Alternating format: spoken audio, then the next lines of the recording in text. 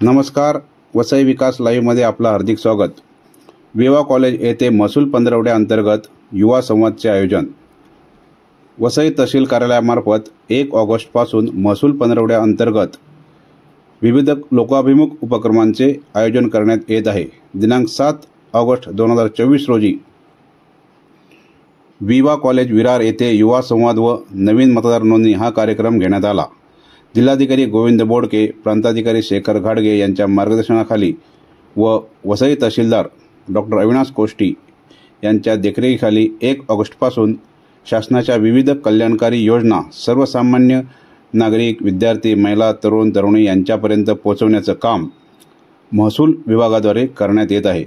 विवा कॉलेजमध्ये घेण्यात आलेल्या या कार्यक्रमात निवासी नायब तहसीलदार, महसूल तहसीलदार तसेच मंडळाधिकारी विरार, तलाठी यांनी मतदान नोंदणी व दाखले याविषयी उपस्थित युवक युवतींना मार्गदर्शन केले व त्यांच्या समस्या जाणून घेतल्या। त्याचबरोबर त्यांच्याशी संवाद साधला। यावेळी महसूल नायब तहसीलदार राजाराम देवकाते, निवासी नायब तहसीलदार शशिकांत नाचण, मंडळ अधिकारी शैलेंद्र तिडके, बोळिंज तलाठी सुधाकर जाधव तथा विवा कॉलेजचे शिक्षक, विद्यार्थी विद्यार्थिनी मोठ्या संख्येने उपस्थित होते। 18 वर्षे पूर्ण झालं, 18 किंवा 18 वर्षे पूर्ण झाला असेल अशा सर्व विद्यार्थ्यांनी किंवा व्यक्तींनी मुख्य निवडणूक महाराष्ट्र राज्य यांनी जो निर्धारित केलेला नमुना आहे, नमुना नंबर 6 हा आपल्याला भरावा लागतो। नमुना नंबर 6 भरल्यानंतर निवडणूक कार्यालयाकडून त्याची छाननी केली जाते आणि पात्र उमेदवारांचं नाव मतदार यादीमध्ये नोंदवण्यात येतं। मग आपल्याला स्कॉलरशिपसाठी आवश्यक असतात, पण ती कुठे मिळतात हे आम्हाला नक्की माहिती नसतं, आमच्या पालकांना माहिती नसतं।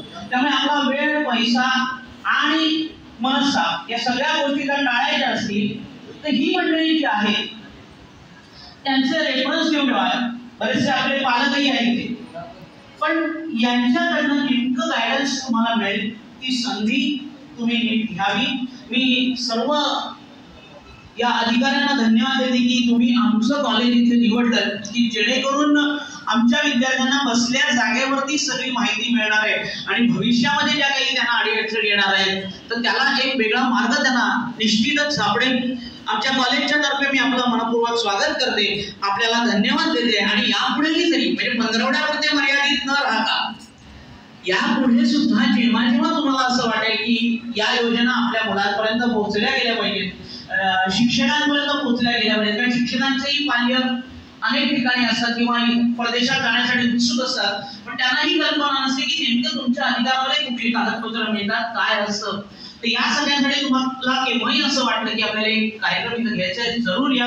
आमच्याकडून जे काही होईल ते सहकार्य करण्याचा नक्की प्रयत्न करण्याचं आश्वासन या ठिकाणी देते। आपलं स्वागत। विद्यार्थी मित्रांनो, तुमचंही अभिनंदन आणि स्वागत करते। माझे 2 शब्द थांबवले।